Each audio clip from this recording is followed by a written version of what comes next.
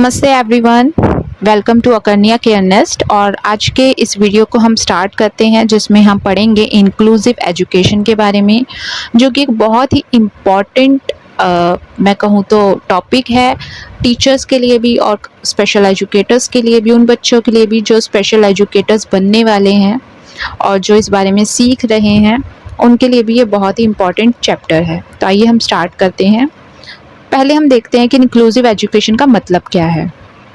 Inclusive education का मतलब है कि बच्चा चाहे स्पेशल चाइल्ड हो या ना हो, एक ही कक्षा में मिलकर सबके साथ पढ़ना और सबको इक्वल अपॉर्चुनिटीज़ का मिलना, उसे हम कहते हैं इंक्लूसिव एजुकेशन। मतलब ये कि बच्चे को उसकी अक्षमता की वजह से अलग नहीं करना चाहिए, बल्कि सबके साथ मिलकर उसे पढ़ने देना और उसकी नीड के अकॉर्डिंग उसको सपोर्ट करना। फॉर एग्जांपल, एक क्लास में एक बच्चा जिसे ऑटिज़म है, या फिर एक बच्चा जो व्हील चेयर पर है, या एक बच्चा जो डेफ है, जो सुन नहीं सकता, उसकी नीड्स को ध्यान में रखकर एक टीचर सपोर्ट करके उसे पढ़ाए, सभी बच्चों के साथ मिलकर, उसे ही इंक्लूसिव एजुकेशन कहा जाता है। अब इंक्लूसिव एजुकेशन के कुछ फीचर्स भी हैं। वो फीचर्स क्या हैं, आइए हम देखते हैं।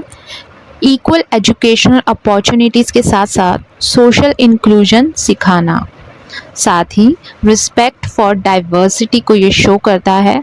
और थर्ड, कॉन्फिडेंस और सेल्फ एस्टीम को डेवलप करता है। आइए हम इसे और अच्छे से समझते हैं, इसके प्रिंसिपल्स को हम देखते हैं। तो जैसे कि पहला है कि एवरी चाइल्ड कैन लर्न। ऐसा क्यों कहा गया है? क्योंकि हर बच्चे का जो लर्निंग स्टाइल है वो अलग होता है, लेकिन हर बच्चा सीख सकता है। दूसरा, इक्वल अपॉर्चुनिटीज़, सभी बच्चों को इक्वल जो चांस है वो मिलना चाहिए। थर्ड, नो डिस्क्रिमिनेशन, यानी डिसेबिलिटी की बैकग्राउंड होने की वजह से किसी के साथ भी भेदभाव नहीं होना चाहिए। फोर्थ वन, पार्टिसिपेशन, यानी हर बच्चा जो है वो एक्टिविटीज़ में पार्टिसिपेट कर पाए। और फिफ्थ, इंडिविजुअल सपोर्ट, है ना, हर बच्चे की नीड्स जो हैं वो डिफरेंट होती हैं, तो सपोर्ट भी उसके अकॉर्डिंगली ही होना चाहिए। और हर बच्चे का लर्निंग स्टाइल अलग है, तो उसका इक्वल अपॉर्चुनिटी मिलनी चाहिए। उसके आधार पर किसी भी तरह का डिस्क्रिमिनेशन नहीं होना चाहिए, सभी को पार्टिसिपेशन करने का मौका मिलना चाहिए। Okay, now we will learn about the benefits of inclusive education. पहला तो है बेटर कॉन्फिडेंस। ऐसे बच्चों में कॉन्फिडेंस डेवलप होता है। जी हाँ, बहुत सारे ऐसे बच्चे हैं जिन्हें अलग थलग नज़र से देखा जाता है, कई लोग उनसे बात भी नहीं करते हैं, या फिर हो सकता है कई लोग अवेयर नहीं है कि ऐसे बच्चों के साथ किस तरह से बात की जाए, और वो बच्चे खुद भी कई बार खुद को अकेला महसूस करते हैं। लेकिन इंक्लूसिव एजुकेशन का फ़ायदा ये है कि इससे उनके अंदर एक कॉन्फिडेंस डेवलप होता है, उनका कम्युनिकेशन बेटर होता है, सोशल इंटरेक्शन उनका अच्छा हो जाता है, उनका इम्प्रूव्ड होता है एकेडमिक लर्निंग स्किल्स, और दूसरा इंडिपेंडेंस भी उनका डेवलप होता है।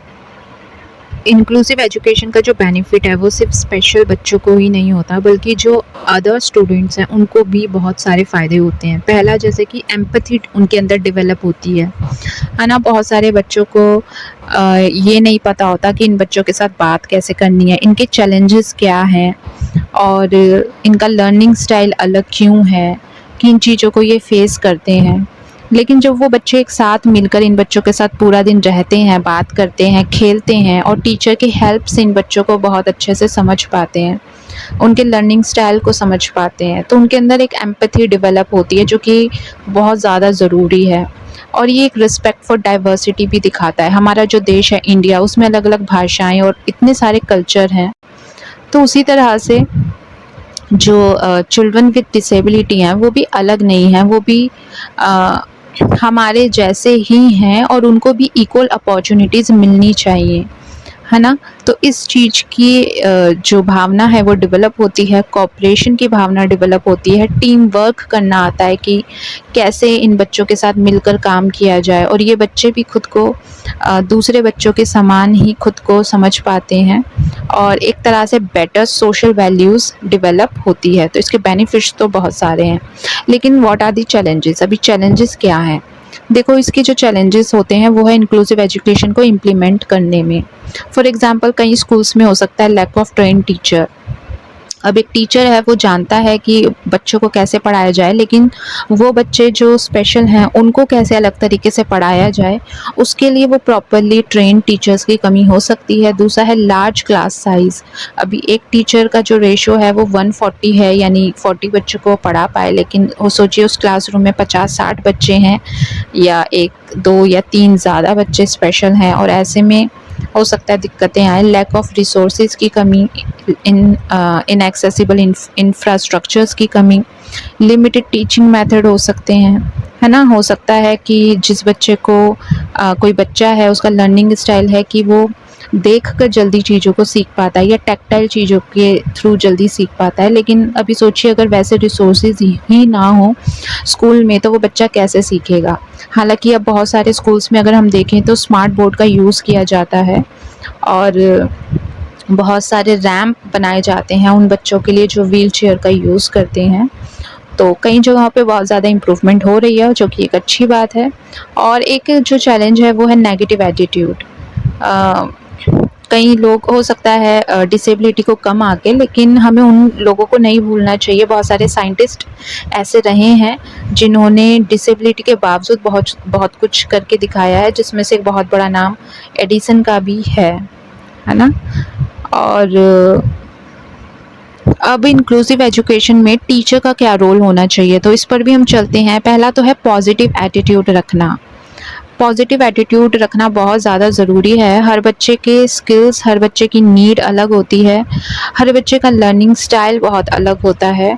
और अगर हम देखें तो एक बच्चा अपनी ज़्यादातर उम्र अगर हम देखें 15 से 16 साल अपने स्कूल में बिताता है, अपनी फैमिली, अपने रिलेटिव के बाद स्कूल में सबसे ज़्यादा टाइम व्यतीत करता है, तो वहाँ टीचर के साथ ही उसका एक बॉन्ड होना चाहिए। पॉजिटिव एटीट्यूड ऐसे बच्चों के प्रति रखना चाहिए कि हाँ वो सीख सकते हैं, कर सकते हैं और उनके अंदर बहुत सारी एबिलिटीज़ है जिसका वो यूज़ कर सकते हैं। दूसरा, चाइल्ड सेंटर टीचिंग यूज़ होनी चाहिए। ऐसा नहीं है कि टीचर जो पढ़ाना चाहे उसके अकॉर्डिंग सब कुछ हो, ऐसा नहीं होना चाहिए, बल्कि बच्चा जिस तरीके से सीखना चाहे। जैसे मैंने अभी आपको बताया कि कई बच्चे हैं जो विजुअली चीज़ों को देखकर जल्दी सीखते हैं, है ना। तो इस तरह से चीज़ों का उपयोग करके मल्टी सेंसरी अप्रोच को अपनाना चाहिए। इंडिविजुअल डिफरेंसेस को समझना चाहिए। हर बच्चे की बैकग्राउंड अलग है, हर बच्चे की बोली अलग है और हर बच्चे की एबिलिटीज़ अलग हैं, तो उन चीज़ों को समझकर ध्यान में रख कर काम करना चाहिए टीचर को। साथ ही पेरेंट्स के साथ कोऑर्डिनेशन ज़रूर होना चाहिए। इंक्लूसिव क्लासेस होनी चाहिए और असिस्टिव डिवाइसेस और टीचिंग एड्स का यूज़ ज़रूर करना चाहिए। फॉर एग्ज़ाम्पल, कई बच्चे हैं जिनका विजन लो है और ऐसे में वो बच्चे छोटे अक्षरों को ना पहचान पाए, लेकिन जैसे हमने पिछली क्लास में भी पढ़ा था कि कुछ असिस्टिव डिवाइसेस और टीचिंग एड्स हो सकते हैं, जैसे कि मैग्नीफायर है या फिर और भी बहुत सारे टीचिंग एड्स आते हैं, TLM वगैरह है, पिक्चर बेस्ड TLM वगैरह हैं, ऑडियो वीडियोस हैं। इनका यूज़ प्रॉपर तरीके से किया जाए तो हर बच्चा बहुत अच्छे से सीख सकता है एक ही क्लास में रहकर। अब एक बहुत ही इम्पॉर्टेंट पॉइंट जिसमें कई बच्चे कंफ्यूज हो जाते हैं, है ना, वो है इंटीग्रेटेड एजुकेशन क्या है, इंक्लूसिव एजुकेशन क्या है और स्पेशल एजुकेशन क्या है। तो चलिए मैं इंटीग्रेटेड एजुकेशन के बारे में बताती हूँ। इंटीग्रेटेड एजुकेशन में क्या होता है कि बच्चे को एडमिशन तो मिल गया है, मगर वहाँ पर जो एडजस्टमेंट है वो बच्चे को ही ज़्यादा करनी पड़ रही है। हो सकता है वहाँ अवेलेबल रिसोर्सेज अवेलेबल ना हो, ट्रेन टीचर ना हो, है ना, बच्चों के लिए रैंप नहीं है, या बहुत सारी ऐसी चीज़ें हो सकती हैं जिसमें बच्चे को ही एडजस्ट करना पड़ रहा है। और जो स्पेशल एजुकेशन स्कूल्स होते हैं उनमें क्या होता है ना कि बच्चा सिर्फ जो डिसेबिलिटी वाले बच्चे हैं, स्पेशल बच्चे हैं, वहाँ पर वही बच्चे होते हैं, स्पेशल क्लासरूम में वो पढ़ते हैं और उनके लिए एक स्पेशल टीचर होता है जो उन्हें एक स्पेशलाइज्ड मेथड का यूज़ करके उन्हें सिखाते हैं। लेकिन इंक्लूसिव एजुकेशन में ये होता है कि स्कूल में जो बच्चा जाता है, स्कूल उसके अकॉर्डिंग चीज़ों को चेंज करता है ना, और एक ही क्लास में सभी बच्चों के साथ उसको पढ़ाया जाता है। तो वहाँ स्कूल बच्चों के अकॉर्डिंग चेंज होता है, बच्चे को चेंज होने की ज़रूरत नहीं है। तो टोटल अगर हम देखें तो इंक्लूसिव एजुकेशन का मतलब है education for all. I hope आपको ये वीडियो अच्छा लगा होगा। आप प्लीज़ इसे लाइक और सब्सक्राइब करना ना भूलें।